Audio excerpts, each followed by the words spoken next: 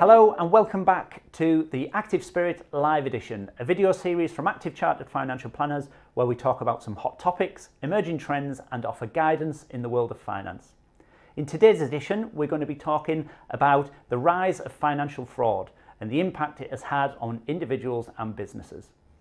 Over the course of the past year, I'm sure many of us have received a scam text or advert on social media offering a wallet of Bitcoin, or you've not paid enough postage on a Royal Mail delivery. The question is, what can we do about it? Joining me today are Richard Lewis, Chief Constable of Cleveland Police, and Louise Tate, Financial Crime Learning and Development Business Partner for Handelsbanken in the UK. So I'm going to start with yourself, Louise, if that's okay. The bank is quite often the first port of call where somebody would ring after feeling like or having been a victim of a scam or of a financial crime. What would you say are the main signs to look out for if someone suspects that they've been a victim of crime? I mean, I think the main thing really is that if they feel that perhaps they've been forced into doing something that it doesn't feel quite right, that there's been a whole sense of urgency around the payment that they're being asked to make, and it can really be a sort of a gut feel that it just doesn't seem quite right.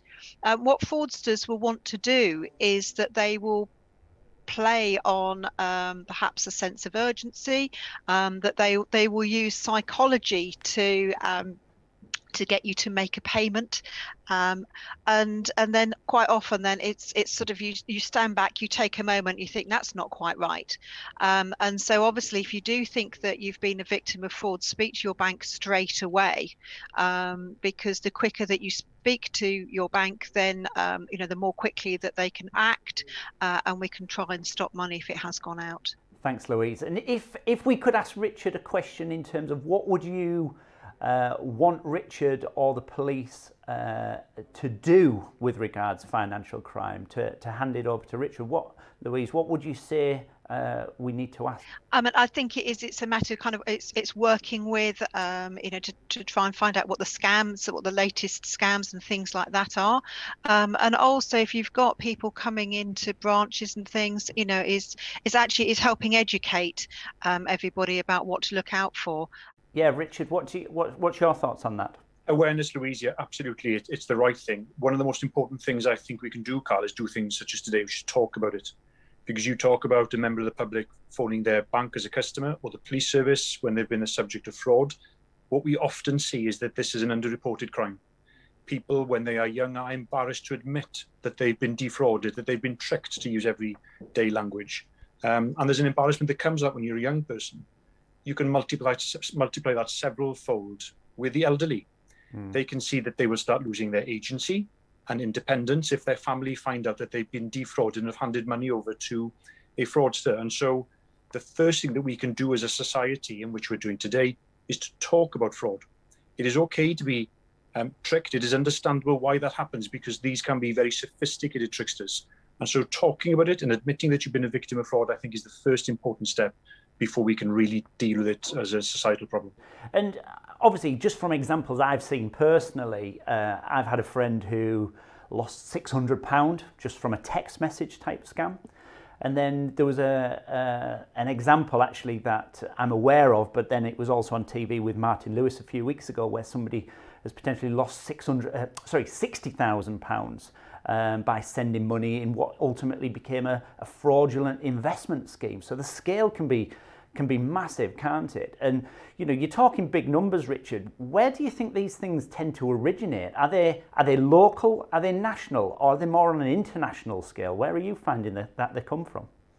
All three of those things. We're seeing fraud happen on an international scale. They do not respect the borders between police services, and why would they? We're seeing it nationally on things such as courier fraud, where a person at the end of the phone in places such as London, which is often where these things originate, not always, I hasten to add, but they do often begin in places such as London in big warehouses, making a phone call to somebody local in the Cleveland area and having a courier fraud, therefore, go to the address of the victim to pick up the money.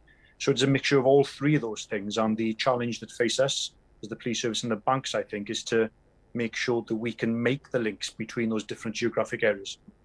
And back to yourself, Louise. As I indicated at the start, we seem to have made or there seems to be a huge rise in this type of crime over the last 12 months, I suppose during the COVID pandemic, to be fair. Do you think that's deliberate? And have you seen more people coming forward to yourselves as a bank that may have been victim? Well, certainly, I think one of the things that Action Fraud has picked up on has been the rise in things like romance fraud, which, as Richard says, I mean, a lot of people are very embarrassed about it, and they don't actually come forward, but also investment scams. Particularly, I think people have been, unfortunately, they've been sitting at home, they've got sometimes more time, and also, you know, the fraudsters, I think, have seen this as being a great opportunity. Investment fraud generally, I think, has been increasing. But as you say, also the scams where people are receiving text messages or emails, things like that. I mean, things like the the courier frauds, saying that you've got £1.99 or whatever to pay. On a delivery. It's all these type of things that there's been so much more.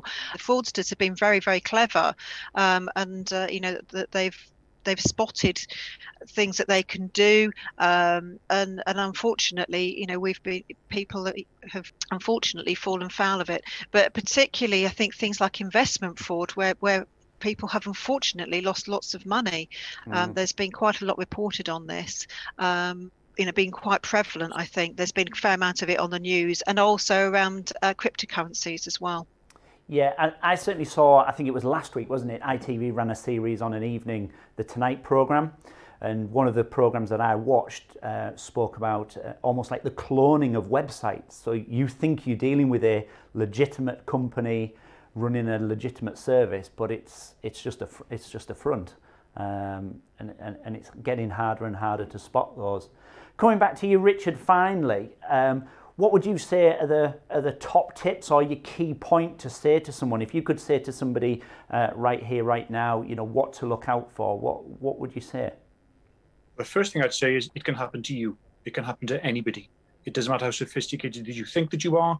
The criminals can be a step ahead of you.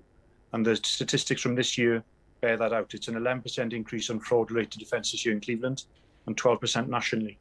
And the second thing, I'll go back to a point I made earlier, Carl, which is to speak about it. It is not okay to be a victim, but it's okay to speak about being a victim.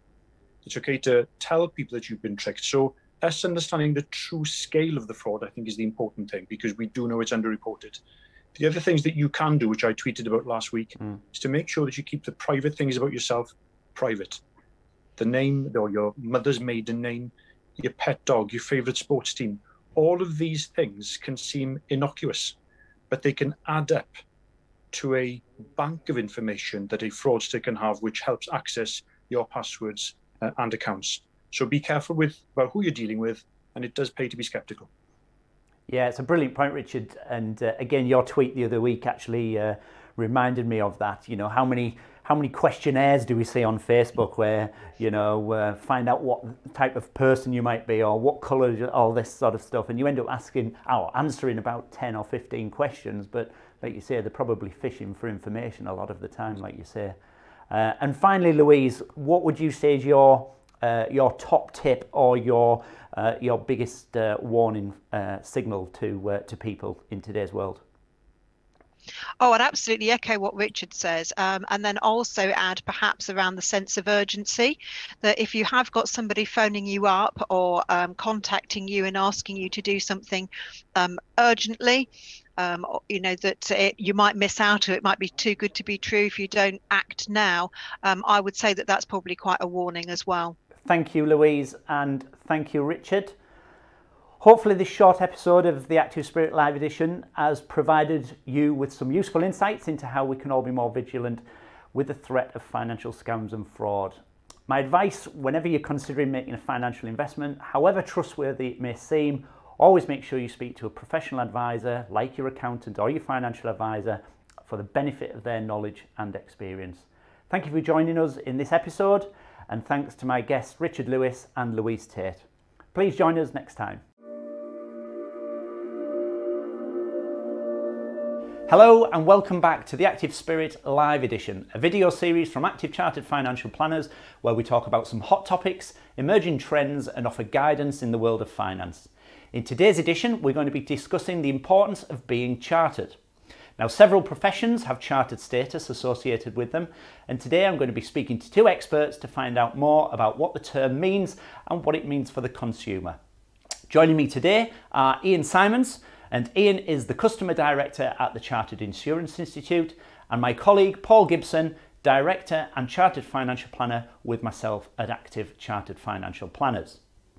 So I'll come to you first, Ian, if you don't mind. What do you say chartered means for both individuals and firms? Thanks very much. So we survey consumers on a 6-monthly basis to try and answer exactly that question, because whilst I've got very strong personal views, as you'd hope, as a member of a professional body, what really matters is what the client, the end consumer, feels about what chartered means. And as you say, there are professions that have got long established perceptions of chartered status. I'm sure many people would certainly, accountants and surveyors, etc., quite often trip off the tongue, but it's been a few years now since we've been trying to raise awareness of chartered financial planning, for example, as a synonymous with the word chartered. So when we asked consumers what they believe chartered meant within the personal finance sphere, the top 3 answers they gave are that it means that they've completed professional qualifications, that they're a member of a professional body, and that they abide by a code of ethics. They also recognised that their technical knowledge is up to date and that they've got several years of experience in their area of expertise behind them. And that's mostly when they talk about what an individual would mean. When we ask what why they would choose a chartered firm, the most common reason they give are that they see an accreditation with a professional body, closely followed by the importance of an ethical code of conduct and the commitment to good practice and good consumer outcomes. So there's a good understanding out there. I think there's room for improvement, room for improved clarity, but there's definitely a perception that focus on good customer outcomes and expertise and a code of ethics is core to what consumers believe they get when they choose chartered. So Ian, you've mentioned about chartered status there, and is there any evidence to prove that clients and consumers actually appreciate it and value it? Absolutely. In fact, 81% of consumers that we surveyed said that where they'd used a chartered individual in the past, they'd be more likely to use a chartered firm in the future. Thanks, Ian. And on to Paul. Obviously, it is a status that's only held by a small proportion of not only individuals but firms as well. And you know, we know firsthand how hard it is to actually achieve that chartered status. What would you say the biggest benefit of being chartered is to a client? Well, as you said, Carl, we're massive believers in self-development here at Active. And to quote a few things, we always want to be the best version of what we can be, and we never stop learning. And you and I have invested heavily in the staff over the last 10 years. And as Ian said, like many other professionals, our client relationships are built mainly around trust. Without that trust, it is a service we're offering. We're not selling a product. We're giving advice. And chartered status for me and for our staff is that commitment to show that we're going above and beyond those minimum standards. We're given that commitment to ethical behaviours. It enhances knowledge hugely, and that obviously gives confidence to both, one, not just the advisor, but also the client as well. And we hope that all of this should just result in better client outcomes, better advice. Thanks, Paul. And back to you, Ian, in terms of those numbers, do you know roughly how many chartered financial planners there are in the marketplace in today's world, and then how many chartered firms? Yeah, there are around 23,000 individual chartered members of the Chartered Insurance Institute. A lot of those are on the general insurance side. I ought to remember, but I can't remember off the top of my head exactly what proportion of those are financial planners, but a good proportion of those. And there are around 900 chartered firms. Actually, the majority of those are financial planning firms. Fantastic. And I think obviously a core around the chartered status is to give better quality advice. That's obviously a driver behind it. And would you say as an institute, have you seen that actually go through to the bottom line, let's say, in terms of firms that are offering that higher level of financial planning in terms of complaints and, you know, only the negative stuff that tends to appear in the media? Have we seen an increase in standards? It's hard to prove one way or another, and that's me being as objective as possible. I'd like to be able to say that's guaranteed, as we know there are different ways of analysing that, and we are looking for ways to evidence the objective differences. I mean, fundamentally, in order to achieve chartered status as an individual, you need to have demonstrated, as was just said, going above and beyond. So achieving that advanced diploma level and having at least 5 years worth of sector expertise and being an ongoing member of the PFS or Chartered Insurance Institute. So those we do believe are strongly aligned to those positive customer outcomes because of the enhanced capability and ethical approach that those should enable people to have. Thanks, Ian. And back to you, Paul. You obviously head up the chartered status within Active. It's a huge part of our business plan and what we stand for. And it's probably fair to say that we have seen a significant benefit off the back of that in terms of clients that actually choose Active and come to us. But just to go a bit deeper, we've said what you need to be to become chartered, but it's all around that continuation, isn't it, about standards? And your role is very much around the support that you give to the advisors once they achieve that level. Yeah, that's right, Carl. Yeah. One of my key roles and responsibilities within Active is overseeing the personal development. And it's probably worth mentioning that, at the top end, that's the chartered status, but it starts right from the bottom in this firm. We do apprenticeship programs via the CII as well. So those just starting out in our industry, we embed that into the culture of the firm. We get them involved at a very early stage.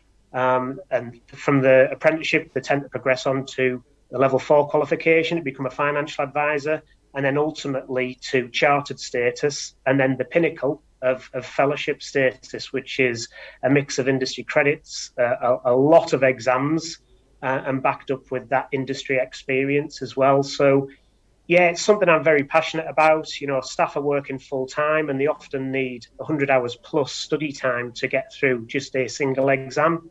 And chartered status will often involve a pathway. There's a lot of specialist exams when you look to become chartered.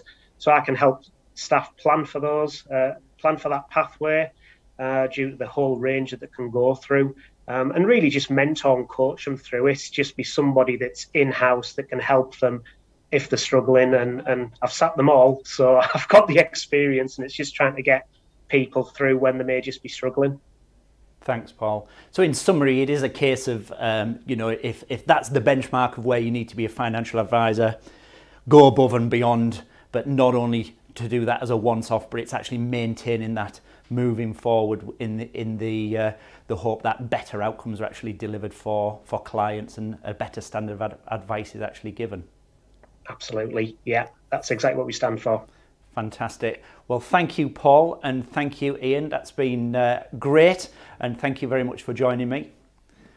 So there you have it. Hopefully, this short episode of the Active Spirit Live Edition has provided a useful insight into what it means to be chartered. When you're considering which professional service provider to use or which one is right for you, using tools like a chartered status can be a useful indicator of experience and technical competence. Thank you again for joining us on this episode, and thanks again to my guests Ian Simons and Paul Gibson. Do join us next time.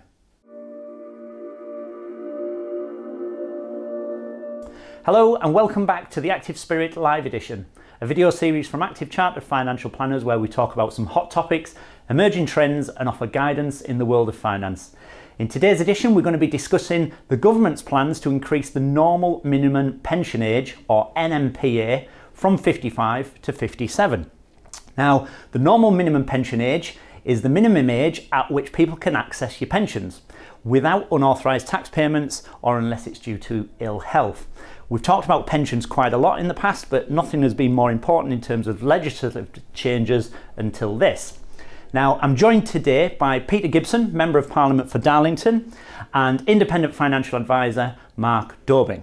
So, welcome, gentlemen. First question I'm just going to quickly fire to you, Mark, is for anyone who might not be sure of what the normal minimum pension age is, can you just give us a brief overview of what it means for people? Yeah, of course. So this is the age where you can actually access your personal pension, your private pension. Initially, it used to be age 50, and then it was moved to age 55. And now with the proposals to push the state pension age beyond 65, 66, 67, what's now happened is the minimum age to access your personal pension has moved along with that. So now getting pushed to age 57, so 10 years before the state pension age. So it's quite a shift. And when's that due to come in, Mark? So that's going to be moved and will start on the 6th of April 2028. So there's a few years yet for people to get prepared and ready for it. But I think the awareness of what's about to happen, we'll all start to see it in press, bulletins and various different places. Thanks, Mark. And Peter, it was first mooted, I think it was about 12 months ago, that the state retirement age was actually going to move from 65 to 67. There's always been this 10-year gap between the state retirement age and obviously access to private pensions.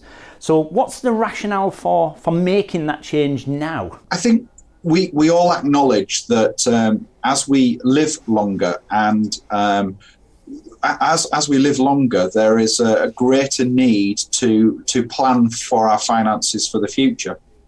And it will come as no surprise to anyone that those tax incentives in pensions are incredibly costly to the government. And, 57, whilst potentially that person could live to mid-late 80s, 90s, there is a longer time that money is going to be providing for them. And so you talk about the 10-year gap, the state pension age has increased. And I think it's only right that as we are living longer, that the pension rules that govern private pensions are there to keep up as well. Thanks, Peter. And have the government done any research as to the impact that this will have on individuals, or what do you see as the biggest impact that people will have as a result? Well, I think you look at all of the changes that have happened to pension legislation over the last sort of 30 years, and inevitably you change financial rules about what people can save, when they can access it, when they receive a state pension, etc. All of these things have a financial implication for the government, but they also have a financial implication for the individual. So I think it's really important that when changes are announced and planned, that there is sufficient information given out to the public so that they can plan appropriately. And I guess that's where you guys come in, that your customers, the people that you're advising who've got investments with you, who are looking forward to their pensions, they can make plans and provisions as to when they're planning to stop work, when they're planning to maybe discharge their mortgage, maybe plan for the future. So this provision is not coming in, as you say, until 2028. So we've got a sufficient period of time for people to be able to plan and prepare for that. I think there's always an expectation, isn't there, that the rules that were there for pensions 30 years ago are the rules that we would hope and expect to be in place at the time that we retire. And life isn't like that. Rules have changed, the economy's changed, we're living longer, longer with better health. And all of these factors need to be brought up to date with legislation, and that's where that increase to the age of 57 is going to come in. Thanks, Peter. You're right in what you say. Pension rules have changed numerous times. Mark, we've been in the industry, certainly myself been in the industry about 25 years and you slightly longer. The pension rules have changed so many times over that period, and we've constantly got to advise our clients to, to adjust their plans accordingly. What advice would you give, or what suggestions would you give to anybody who's in this category of being born before 1971? So basically, it's anyone who's 50 and above, really. Now, what would you be saying to them, and what do they need to do? For those born before 1971, I think first and foremost we need to make them aware of the changes that came in 2015 with pensions freedom. So it's to ensure that they have got themselves in the right contract that gives them the right features and benefits for a flexible retirement. Clearly for those people, they do need to start focusing on retirement. What is income going to look like in retirement? How large a pension do they need? Things like this, they need to be speaking to us or their advisor about this. As you know, Carl, we run cash flow modelling here, which gives clients, very good understanding of what their financial position will look like. So the earlier that you carry out that exercise with an advisor, with us, the earlier you will be able to identify any shortfalls in your retirement planning and take appropriate action. I suppose on that, the only thing that we were talking about it earlier, weren't we, in terms of there is a potential challenge from some of the pension companies saying that if the contracts that these individuals have signed, if it actually says in the contract that they can retire at 55, there might be a way that contract law actually protects them. And I know this is just early days in terms of this discussion, but there might be opportunities where people might not be bound by that. But again, it's something that someone really needs to keep on their radar, isn't it? If they're looking at their future retirement. Yeah, absolutely. And I think the most important part of that is just make sure you don't make any rash decisions, because if you do come out of a contract that actually did have a retirement age of 55 and going to a modern contract that doesn't, you will lose that ability to do that if that flexibility is there with that contract written to age 55. Fantastic. Thanks, Mark. And final word from you, Peter. Is this a political vote that's already been made? Is it set in stone, or does it have to be passed further down the line to actually be agreed? Is this it?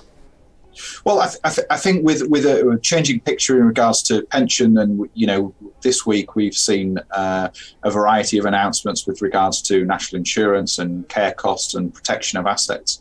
I think it's beholden on everybody who's planning for the future to take appropriate advice. And it'd be remiss of me as a former solicitor to highlight to your viewers that they should also be looking at lasting powers of attorney and wills as well as part of that whole future planning strategy with yourselves, if they're your customers, and indeed with a lawyer, to make sure that they've got everything in place for the future. So it's a case of watch this space and take legal advice, isn't it? Thanks, Peter. Absolutely fantastic. Thanks, Mark. So hopefully in this short episode of the Active Spirit Live, it's proved useful insight into the changes that might be or are forthcoming for the normal minimum pension age. When considering making changes to your pension, always make sure you speak to your professional advisors, like your accountant, a lawyer, and your financial advisor, for the benefit of their knowledge and experience. Thanks again for joining us. Peter, Mark, do join us next time.